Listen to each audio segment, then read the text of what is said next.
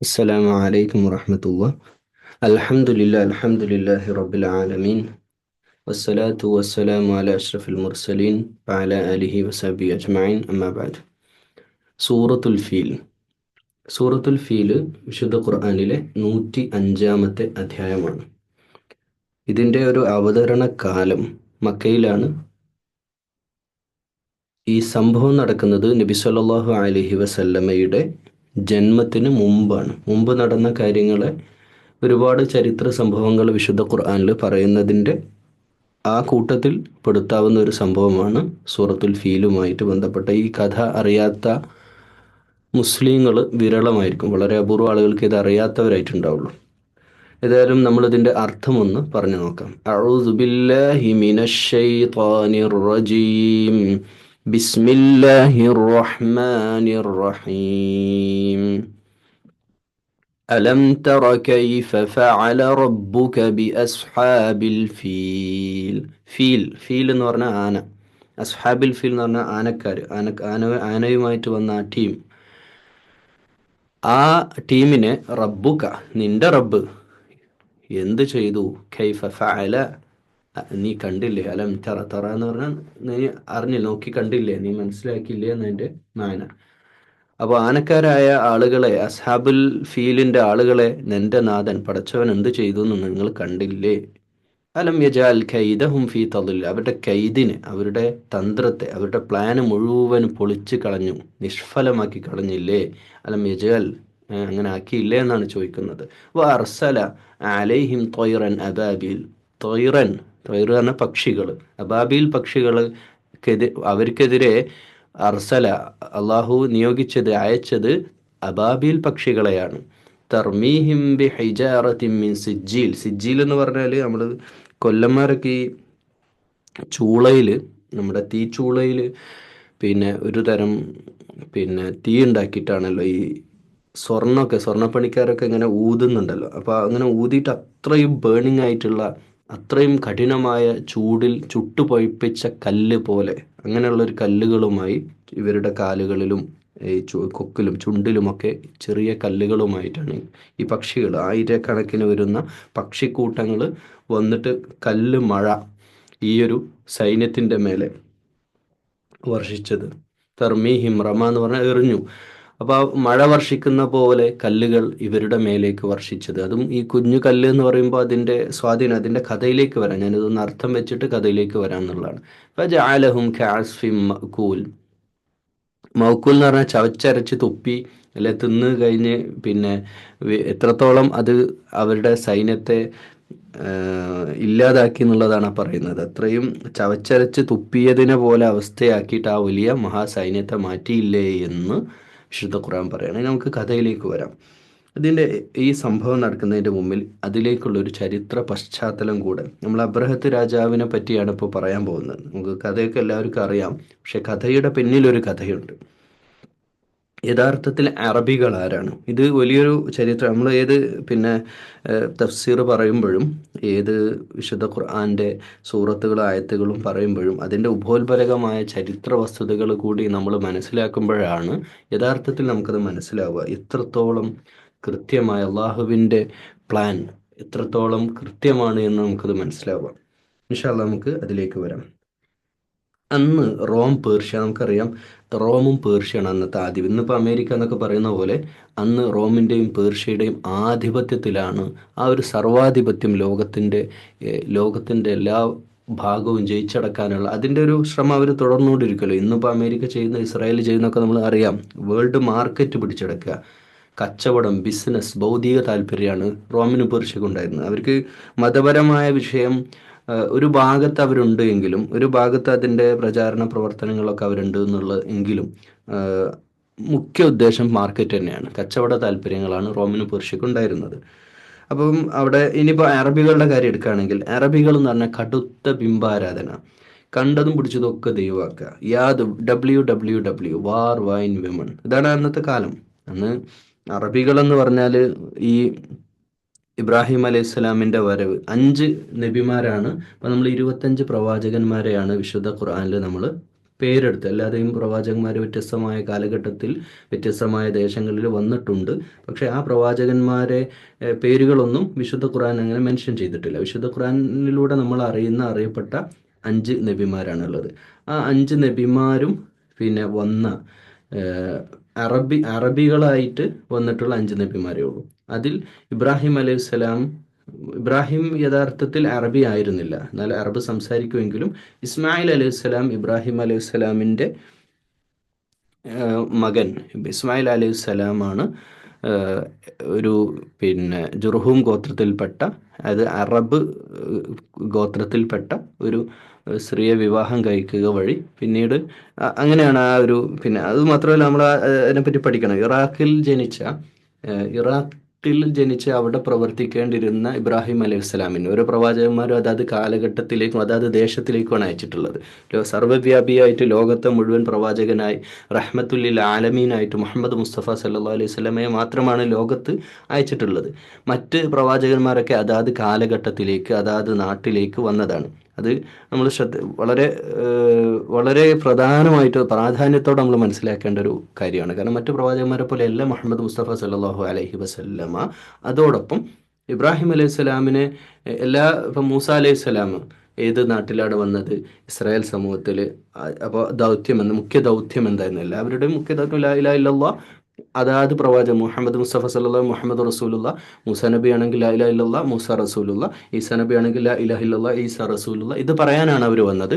അത് പറയുന്നതോടൊപ്പം മുഖ്യമായ ദൗത്യം തൗഹീദിന്റെ പ്രബോധനമായിരുന്നു, പ്രചാരണമായിരുന്നു. അള്ളാഹുവിലേക്ക് ജനങ്ങളെ ക്ഷണിക്കുക എന്നുള്ളത് തന്നെയാണ് എല്ലാ പ്രവാചകന്മാരും ചെയ്തിട്ടുള്ളത്.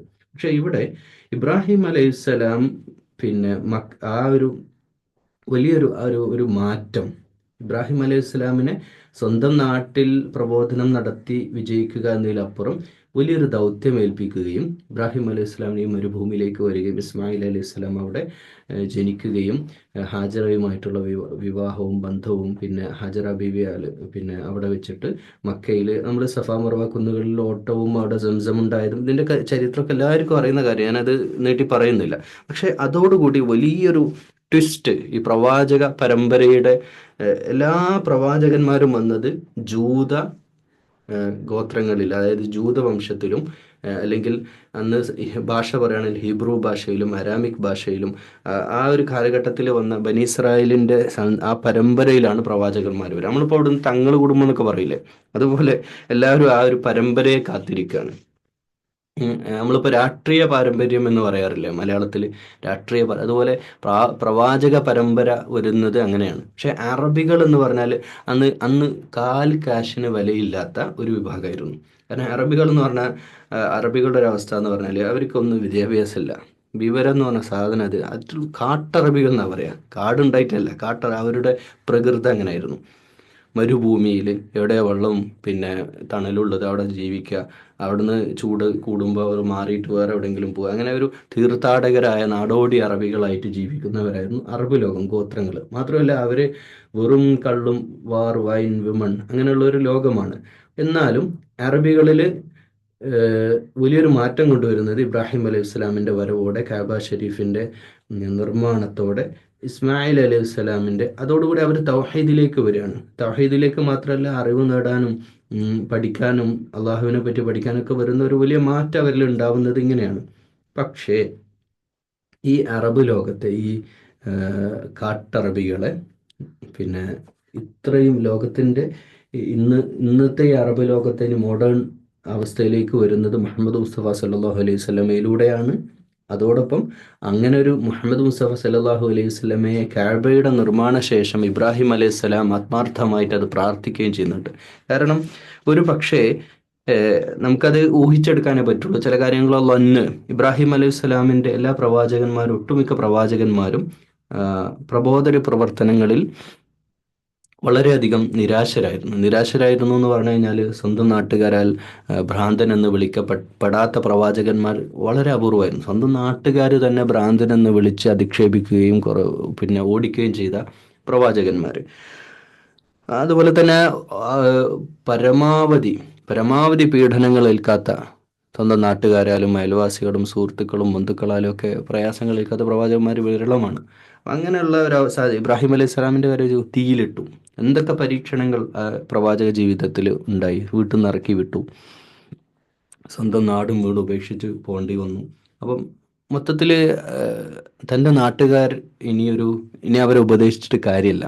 അവരുടെ ഈ കടുത്ത ബിംബാരാധന അന്ന് സർവ്വവ്യാപകമായിട്ട് ഇബ്രാഹിം അലൈഹി ഇസ്ലാമിൻ്റെ കാലഘട്ടത്തിൽ അത്രക്കും ആ ഒരു എന്തൊക്കെയാണോ കണ്ണ് കാണുന്നത് അതൊക്കെ അതിൻ്റെയൊക്കെ മുമ്പിൽ തൊഴുതു നിൽക്കുക, അല്ലെങ്കിൽ പൂജിക്കുക, ആരാധിക്കുക എന്നൊരവസ്ഥയിലേക്ക് ആ ജനത മാറിയിരുന്നു, വിവരമില്ലാത്ത ജനം. അപ്പോൾ ഇവർ നന്നാവില്ല എന്നുള്ളൊരു അർത്ഥത്തിലാണ്. എന്നാൽ ഈ യാത്രയോടുകൂടി അറബ് ലോകത്തിൻ്റെ ഈ അറബി ഖുറൈശി ഗോത്രങ്ങളുടെയൊക്കെ നടുക്ക് ഈ വെള്ളം കിട്ടുന്നിടത്ത് ഈ അറബികൾ വരും എന്നുള്ളതാണല്ലോ അറബികളുടെ സൈക്കോളജി. അതായത് ഈ ഗോത്രങ്ങൾ ഇങ്ങനെ നടക്കുകയാണെങ്കിലും അവർ വെള്ളവും ഒക്കെ ഉള്ള ഒരു സ്ഥലത്തി കഴിഞ്ഞാൽ അവർ അവിടെ ടെൻ്റ് അടിച്ച് അവിടെ കൂടുകയാണ് ചെയ്യുക. അപ്പം ഗോത്രങ്ങൾ പറഞ്ഞാൽ ആയിരക്കണക്കിന് ആളുകളുണ്ടാവും. ഓരോ ഗോത്രത്തിൽ ഇത്രയും ആളുകളുണ്ട്. അവർ ഒട്ടക സംഘങ്ങളായിട്ട് ഇങ്ങനെ വരിക ചെയ്യുക.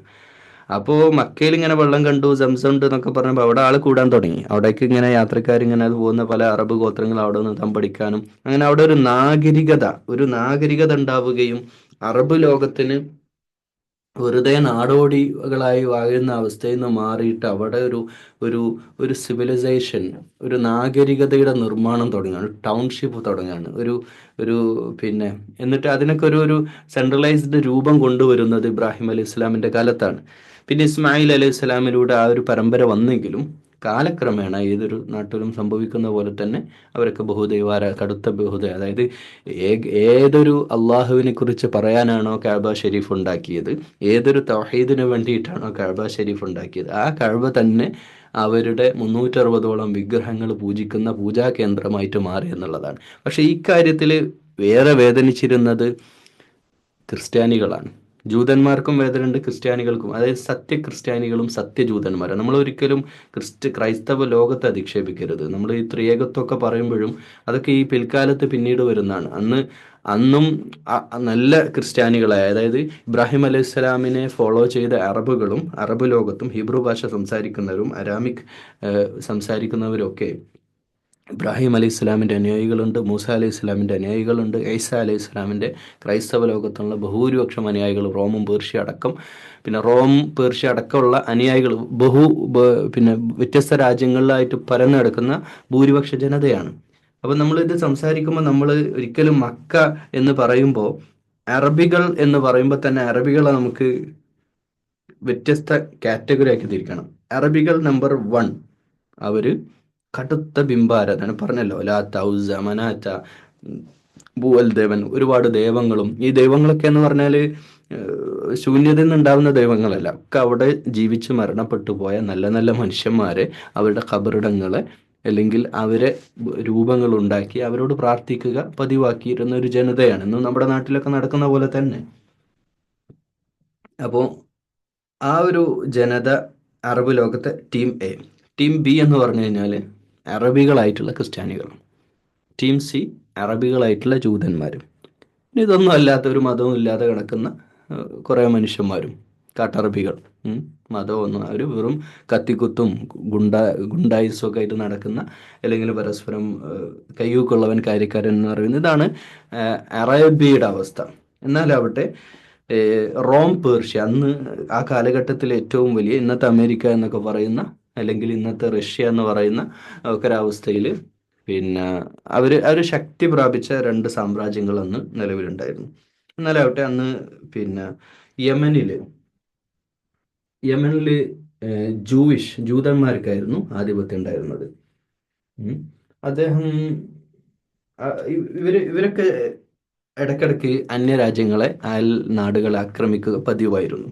അപ്പോൾ അടുത്ത് ഈ യമൻ എന്ന ജൂതരാജ്യം നജ്റാനിൽ ക്രിസ്ത്യാനികളാണ്, അവിടേക്ക് അറ്റാക്ക് ചെയ്തു. അപ്പോൾ ഈ പറയുന്ന ചരിത്രത്തിനൊക്കെ ഈ പിന്നെ അസ്ഹാബുൽ ഫീലുമായിട്ട് ബന്ധമുണ്ട്. അതിലേക്കാണ് നമ്മൾ വരുന്നത്. അപ്പം യമൻ്റെ അറ്റാക്ക്, യമൻ ആക്രമിക്കുകയാണ് ആരെ? നജ്റാനിലേക്ക്. അപ്പം അവർ പിന്നെ പല താല്പര്യം, അവർക്കൊക്കെ വാണിജ്യ താല്പര്യങ്ങളാണ്. 99% ഇവർക്കൊക്കെ കച്ചവട താല്പര്യങ്ങളാണ്. രാജ്യം വെട്ടിപ്പിടിക്കുക എന്നതിലപ്പുറത്തേക്ക് വേറൊന്നുമില്ല. എന്നാലാവട്ടെ ജൂതന്മാരും ക്രിസ്ത്യാനികൾക്കും തമ്മിൽ ഒരു ശത്രുത അന്ന് ഉണ്ടാക്കി. അത് അത് ഭരണാധികാരികൾ അത് മുതലെടുത്തു എന്നുള്ളത്. ഇന്നത്തെ രാഷ്ട്രീയക്കാർ, ഇന്ന് ഹിന്ദുക്കളെയും മുസ്ലിങ്ങളെയും തമ്മിലടുപ്പിക്കുന്ന രാഷ്ട്രീയ നേതൃത്വം ഉണ്ടല്ലോ, അവരുടെ അജണ്ട തന്നെയാണ് അതിലൂടെ ഭിന്നിപ്പിച്ച് ഭരിക്കുക എന്നുള്ളതാണ്. അപ്പോൾ അങ്ങനെയുള്ള അറ്റാക്ക് രാഷ്ട്രീയ പ്രേരിതമാണ്, എന്നാലാവട്ടെ മതപരമായിട്ടുള്ള ഒരു ഫ്രെയിം അതിൻ്റെ ഉള്ളിലുണ്ട്. അങ്ങനെ അവർ ആ അറ്റാക്കിന് പ്രതികാരം ചെയ്യണം. ഈ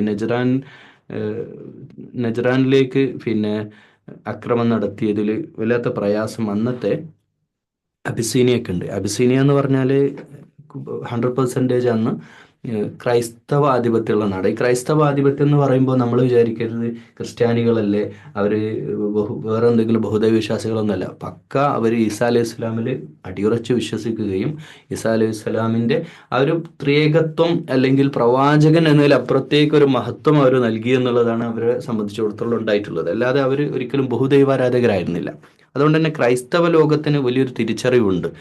ദൈവം ഈ കാണുന്ന ഈ ബിംബങ്ങളിലും ഈ പൂജ ചെയ്യുന്ന ഈ ബിംബാരാധനയിൽ അവർ വിശ്വസിക്കുന്നവരല്ല ക്രൈസ്തവ ലോകം. അതുകൊണ്ട് തന്നെ ക്രൈസ്തവ ലോകത്തുള്ള ആളുകൾ ദൈവത്തിന് വേണ്ടി, അതായത് കഴിഞ്ഞ ക്ലാസ്സുകളിലൊക്കെ ഞാൻ പറയുന്ന പോലെ ക്രിസ്ത്യാനികൾ മുസ്ലിങ്ങളാണ്, ജൂതന്മാർ മുസ്ലിങ്ങളാണ്. അതായത് അറബ് വാക്കിനെ നമ്മൾ മലയാളത്തിലേക്ക് കൊണ്ടുവരികയാണെങ്കിൽ ഏകദൈവ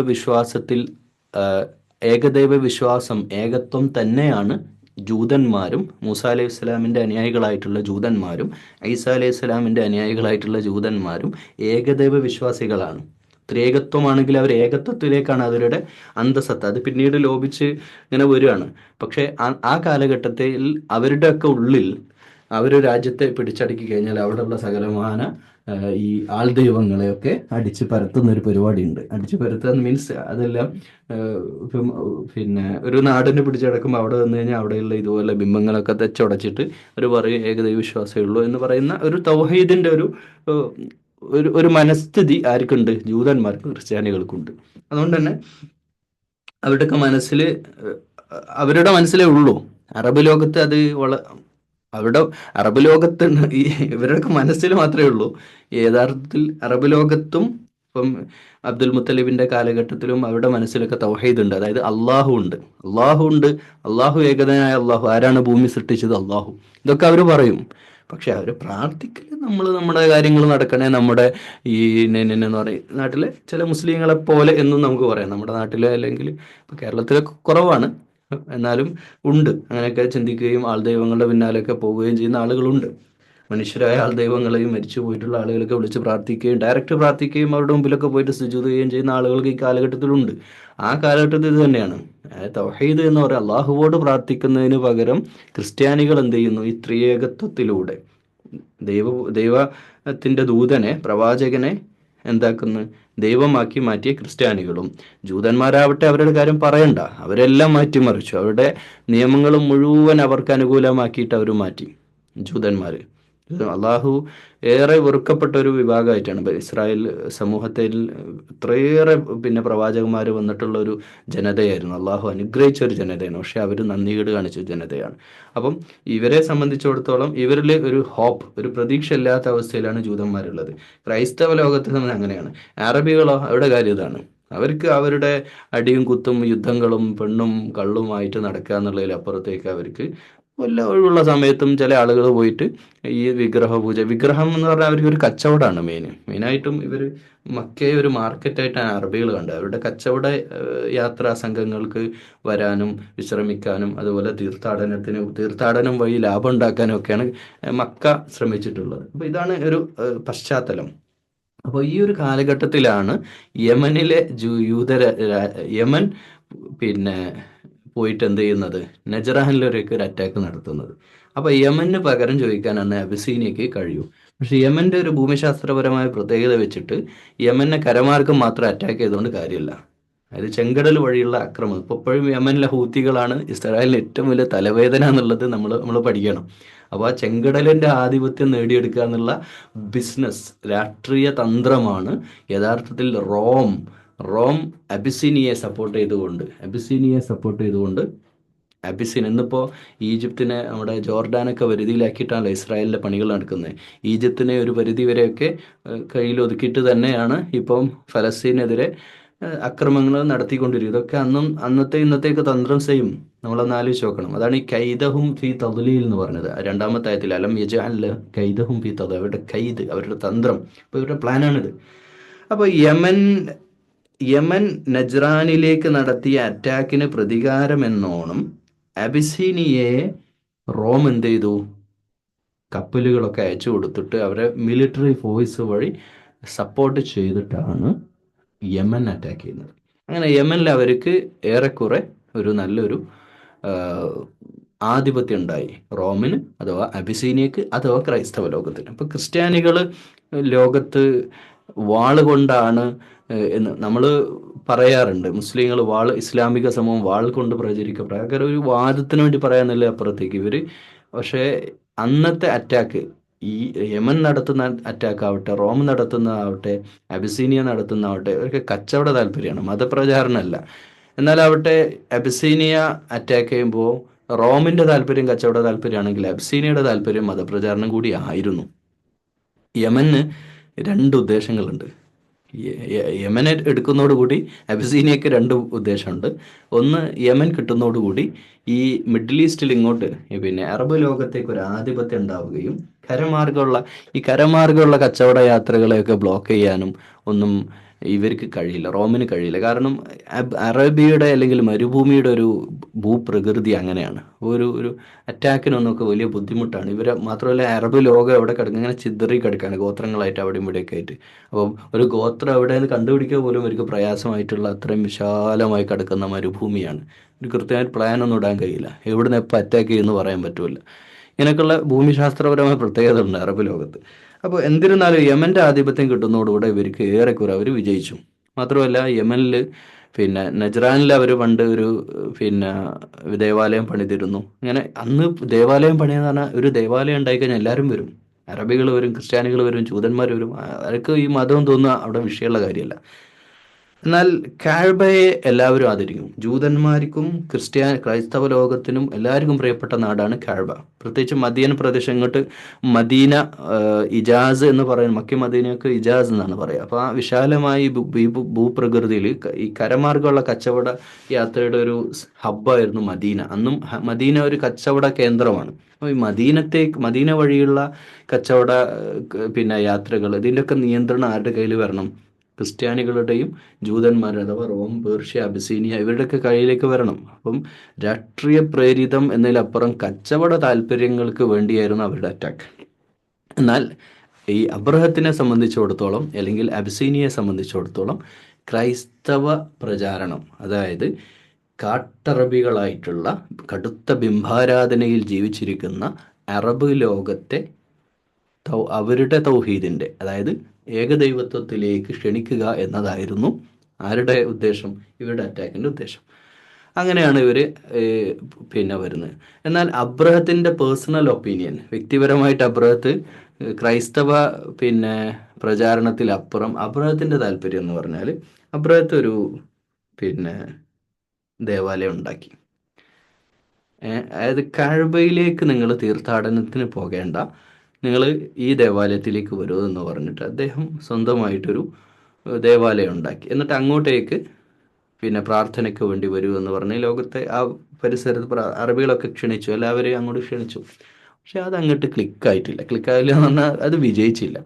അമ്പെ പരാജയപ്പെട്ടു എന്ന് മാത്രമല്ല, പിന്നെ അതിൽ ചരിത്രപരമായിട്ടൊരു സംഭവം സൂചിപ്പിക്കുന്നത്, ഒരു അറബി ആരോ പോയിട്ട് മലമൂത്ര വിസർജനം നടത്തി പ്രതിഷേധം എന്നുള്ള അർത്ഥത്തിൽ കഅബയുടെ സ്ഥാനത്ത് ഇങ്ങനെ ഒരു പിന്നെ കഅബയ്ക്ക് തുല്യമായിട്ടൊരു ദേവാലയം ഉണ്ടാക്കിയതിൻ്റെ പ്രതിഷേധം എന്നുള്ള അർത്ഥത്തിൽ എന്ന് പറയും. പക്ഷേ അങ്ങനെ ഒരു ചരിത്ര സംഭവം ഉണ്ട് എന്നും ഇല്ല എന്നും പറയുന്നുണ്ട്. അങ്ങനെ ഉണ്ടായിട്ടുണ്ടെങ്കിൽ തന്നെ അത് അബ്രഹത്തിൻ്റെ പ്ലാനായിരുന്നു എന്നും, ഇനി അത് ഉണ്ടായിട്ടുണ്ടെങ്കിൽ തന്നെ അതൊന്ന് മുസ്ലിം സമൂഹത്തിന് വലിയൊരു പാഠമാണ്. ഇന്നിപ്പം നമ്മുടെ കശ്മീരിലൊരു ആക്രമണം ഉണ്ടായതുമായിട്ട് ബന്ധപ്പെട്ട് വലിയ ചർച്ചയാണ്. അപ്പം മൊത്തം ഇന്ത്യയിലെ മുസ്ലിങ്ങൾ, 30 കോടി മുസ്ലിങ്ങൾ എന്ത് ചെയ്യണം?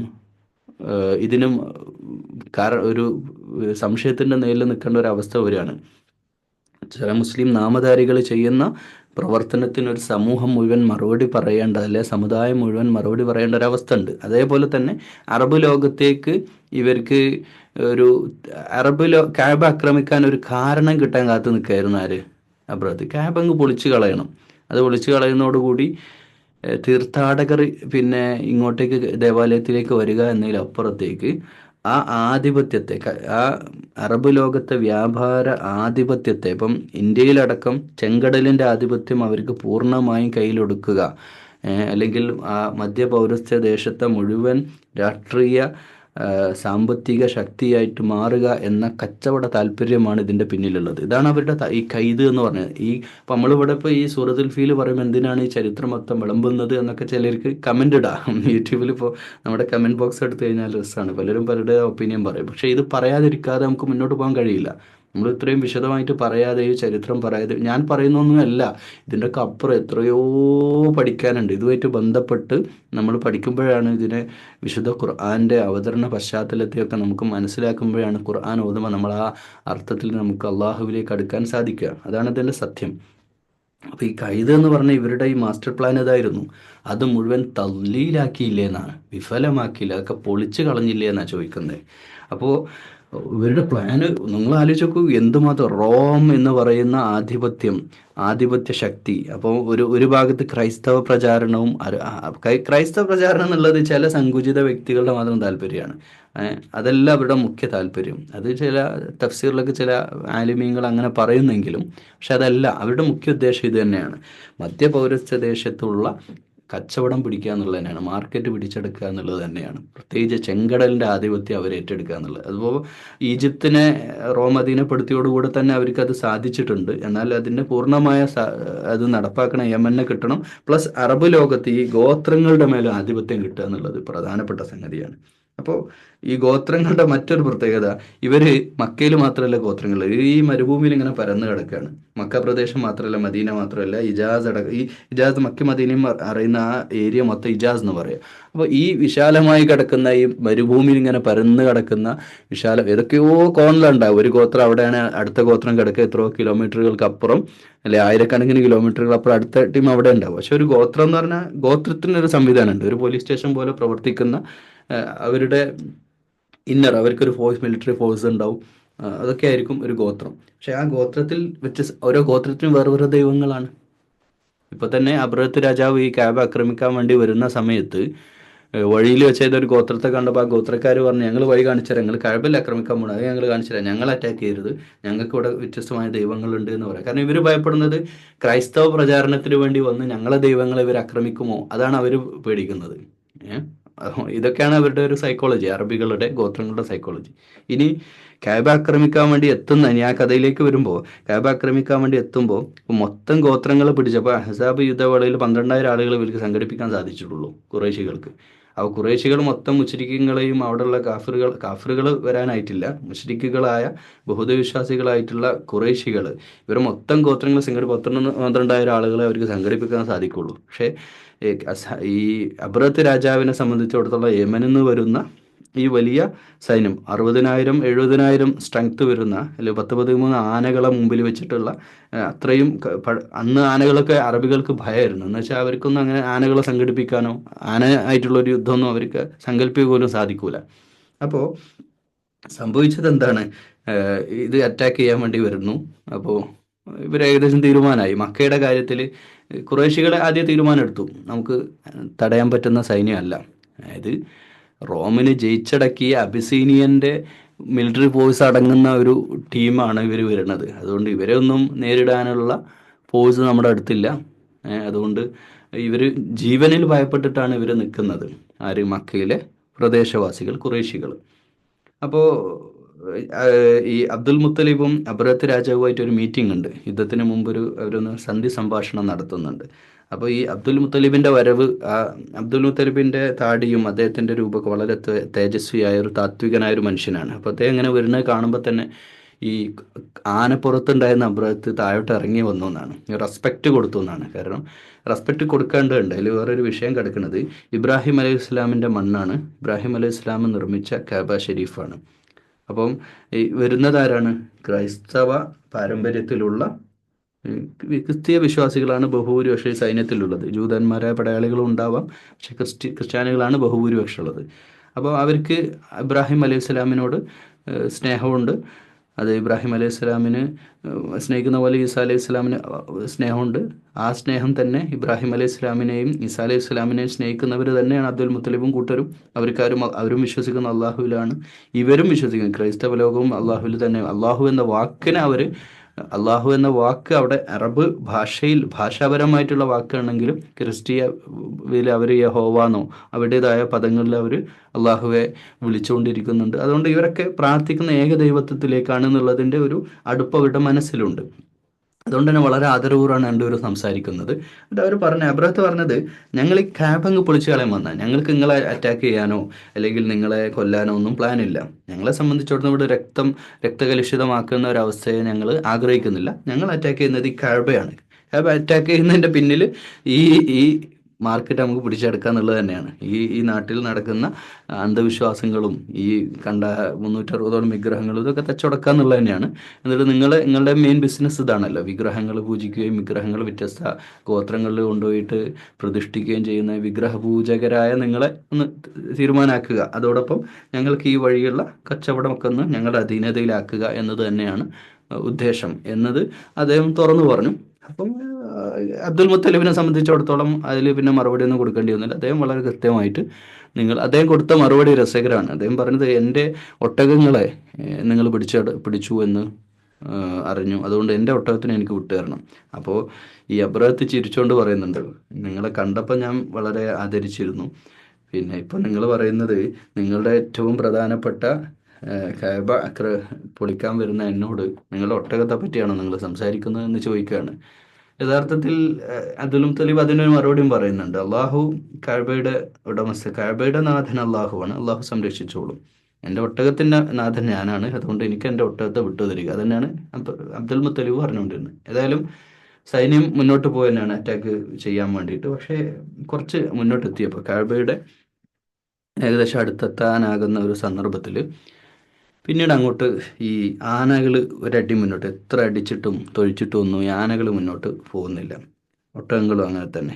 കാരണം അവരെന്തോ അപകടം മണത്ത പോലെ അവിടെ നിൽക്കുകയാണ്. അപ്പോഴാണ് ആകാശത്ത് ചെറിയ ഈ ഒരു മേഘം ഇങ്ങനെ വരുന്ന പോലെ ഒരു കറുത്ത എന്തോ ഒന്നിങ്ങനെ ആകാശത്ത് ഇങ്ങനെ വരുന്നുണ്ട്. അപ്പം സൈന്യം മൊത്തം ആകാശത്തേക്ക് നോക്കുകയാണ്, ഇതെന്താണ്. അപ്പോഴാണ് പക്ഷെ അതിന് മുമ്പൊരു സംഭവം ഉണ്ട്. അബ്ദുൽ മുത്തലിബ് നേരെ ചെന്ന് കഅബയുടെ കില്ല പിടിച്ചാൽ കഅബയുടെ വാതിൽ പിടിച്ചുകൊണ്ട്, വാതിലിൻ്റെ പിടി പിടിച്ചുകൊണ്ട് അള്ളാഹുവോടാണ് പ്രാർത്ഥിക്കുന്നത്. നമ്മളൊന്ന് ആലോചിച്ച് നോക്കണം. നമ്മളൊന്ന് ശരിക്കൊന്ന് ആലോചിക്കേണ്ട ഒരു സംഗതി ഇവിടെ ഉണ്ട്. അള്ളാഹു എന്ന വിശ്വാസം അന്ന് കഅബയുടെ മക്ക മുശ്രിക്കുകൾ എത്രയും വലിയ കടുത്ത ബിംബാരാധനയിലുണ്ടായിരുന്ന മക്ക മുശ്രിക്കുകൾ ഇങ്ങനെ ഒരു പ്രതിസന്ധി വരുമ്പോൾ അള്ളാഹുവാണ് വിളിച്ച് പ്രാർത്ഥിക്കുന്നത്. എന്ന് വെച്ചാൽ അവരുടെ ഉള്ളിൽ അള്ളാഹ് ഉണ്ട്. അപ്പോൾ അള്ളാഹുവിന് ഏറ്റവും അനിഷ്ടകരമായ കാര്യം എന്താണ്? ഷിർക്കാണ്. അവരത് ചെയ്തുകൊണ്ടിരിക്കുന്ന മുശ്രിക്കുകളുടെ ഉള്ളിലും അള്ളാഹുവാണ്. അവർ അള്ളാഹുവോടാണ് പ്രാർത്ഥിക്കുക. ഇനി ഈ കഅബ ആക്രമിക്കാൻ വന്ന ക്രൈസ്തവ ലോകം അവർ ഈസാ നബിയോടല്ല ഈ മരണസമയത്ത് പ്രാർത്ഥിക്കുന്ന അള്ളാഹുവോടാണ്, യഹോവയോടാണ്, യഥാർത്ഥ ദൈവത്തോടാണ് അവരും പ്രാർത്ഥിക്കുന്നത്. അതിൻ്റെ ഒരു സത്യാവസ്ഥ. പക്ഷെ അവർ ചെയ്തത് അക്രമമായതുകൊണ്ട് അക്രമികൾ അള്ളാഹു ശിക്ഷിച്ചു എന്ന് മാത്രം. അപ്പോൾ അബാബിൽ പക്ഷികളുടെ കാലിൻ്റെ ഇടയിൽ കല്ലുകൾ, ചെറിയ കല്ലുകൾ, ആ കല്ലുകൾ ഈ ചുട്ടുപഴുത്ത കല്ലുകൾ മഴ പെയ്യുന്ന പോലെ ഈ സൈന്യത്തിൻ്റെ മുകളിൽ വർഷിക്കുകയും ഒരു മെഴുകുതിരി ഉരുകുന്ന പോലെ അവരുടെയൊക്കെ ശരീരം ഫജഅലഹും കഅസ്ഫിൻ മഅകൂൽ, തിന്ന് ചവച്ച് തുപ്പിയ അവസ്ഥയിലേക്ക് അവരുടെയൊക്കെ ശരീരം മാറുകയും ചെയ്തു എന്നതാണ്. അപ്പോൾ ഇവിടെ ഇവരുടെ മധ്യപൗരസ്ത്യ ദേശത്തുള്ള ഒരു കരയിലും ചെങ്കടലിൻ്റെയും ആധിപത്യം സ്ഥാപിച്ച് ഈ മേഖല ജയിച്ചടക്കാനുള്ള അവരുടെ തന്ത്രത്തെ ഞാൻ നിഷ്ഫലമാക്കിയില്ലേ എന്ന് മുഹമ്മദ് മുസ്തഫ സല്ലല്ലാഹു അലൈഹി വസല്ലമയുടെ ജനനത്തിന് മുമ്പുള്ള എന്ന് പറഞ്ഞാൽ എത്ര വർഷങ്ങൾക്ക് മുമ്പാണെന്ന് നമ്മൾ ആലോചിക്കണം. ഇത്രയും ഈ ആനക്കല വർഷത്തിൻ്റെ മാസങ്ങൾ എന്ന് വേറെ ഒരു തഫ്സീറിൽ പറയുന്നുണ്ട്. മാസങ്ങൾക്ക് ശേഷമാണ് നബി സല്ലല്ലാഹു അലൈഹി വസല്ലമയുടെ ജനനം എന്ന്. അപ്പോൾ ഇത്രക്കും മുമ്പ് നടന്നൊരു സംഭവത്തെ, അതിൻ്റെ പിന്നിലുള്ള രാഷ്ട്രീയ ലക്ഷ്യത്തെയും അതിൻ്റെ തന്ത്രത്തെയും ഒക്കെ വരച്ച് കാണിച്ചുകൊണ്ട് സൂറത്തുൽ ഫീൽ ഇറങ്ങുമ്പോൾ ഈ സൂറത്തിൻ്റെ സത്യാവസ്ഥ മനസ്സിലാക്കിക്കൊണ്ട് ഇസ്ലാം സ്വീകരിച്ച സ്വഹാബത്ത് അഥവാ മുശ്രിക്കുകൾ ഇസ്ലാം സ്വീകരിച്ചവരുമുണ്ട്. അപ്പോൾ ഇതിൻ്റെ പിന്നിൽ ഇപ്പം സൂറത്ത് ഖുറൈഷിലെ വ്യാപാര യാത്രകളെയും ഇതിനെ ബന്ധപ്പെടുത്തി വേണം നമ്മൾ ആലോചിക്കാൻ. ആ വ്യാപാര യാത്രകൾ മക്കയിലേക്കുള്ള ഏക സാമ്പത്തിക സ്രോതസ്സാണ് ആ യാത്രകൾ. ഇലാഫ്, രണ്ട് യാത്രകൾ, ശൈത്യകാലത്തും ഉഷ്ണകാലത്തുമുള്ള രണ്ട് വ്യാപാര യാത്രകളും ആ യാത്ര ബിസിനസ് സംരംഭത്തെയും എല്ലാം തകർക്കാനുള്ള അവരുടെ മാസ്റ്റർ പ്ലാന് മുഴുവൻ പൊളിച്ചു കളഞ്ഞ 60,000 വരുന്ന വലിയ സൈന്യത്തെ തകർത്ത് തരിപ്പണമാക്കി അബ്രഹത്തിനെയൊക്കെ ഈ ഭൂമിയിൽ നിന്ന് ഇല്ലാതാക്കിയിട്ടുള്ള അള്ളാഹുവിൻ്റെ ആ വലിയ ശക്തിയെ നിങ്ങൾ പ്രാർത്ഥിക്കൂ എന്നുള്ള ഈലാഫി ഖുറൈഷ് എന്ന് പറഞ്ഞ ഈ നിങ്ങളുടെ വിശപ്പിന് ഭക്ഷണം നൽകുകയും പിന്നെ റിഹിലത്തെ ഷിത്ത ഈ വസൈഫ് അലി അബുദു റബ്ബ ഹാദൽ ബൈത്ത്, ഈ ബൈത്തിൻ്റെ നിങ്ങൾക്ക് ഈ ബൈത്ത് തന്നത്, ഈ കഅബ തന്നതുകൊണ്ടാണ് നിങ്ങൾക്ക് ഇന്ന് GCC ഉണ്ടായത്. ഇന്ന് ലോകത്തെ അറബുകൾക്ക് എഴുന്നേറ്റ് നിൽക്കാനും അഭിമാനത്തോടെ തലയുയർത്തി നിൽക്കാനുള്ള ഒരവസ്ഥ ഉണ്ടായത് എന്ന് മോഡേൺ സെഞ്ചുറിയിലെ 21st സെഞ്ചുറിയിലെ അറബികൾ വിശുദ്ധ ഖുർആൻ ഓതുമ്പോഴും ഈ നന്ദി അവർക്കുണ്ടാകണം. അതിൻ്റെ ഓരം പറ്റി നിൽക്കുന്ന, അതിൻ്റെ ഒരു തണലിൽ ജീവിക്കുന്ന മുസ്ലിം സമുദായത്തിൻ്റെ തൗഹീദിൻ്റെ വക്താക്കളും പ്രയോക്താക്കളുമായിട്ട് ജീവിക്കുന്ന നമുക്കും ഈ ഒരു കഅബയോടുള്ള കൂറും സ്നേഹവും വർദ്ധിക്കേണ്ടതുണ്ട് ഈ വിശുദ്ധ ഖുർആനിലെ ഈ സൂറത്തുൽ ഫീലും ഖുറൈശും ഓതുമ്പോൾ എന്നുകൂടെ പറഞ്ഞുകൊണ്ട് അവസാനിപ്പിക്കുകയാണ്. അല്ലാഹുമ്മ റബ്ബന തഖബ്ബൽ മിന്ന ഇന്നക അൻത സമീഉൽ അലീം വതുബ് അലൈനാ ഇന്നക അൻത തവ്വാബുർ റഹീം.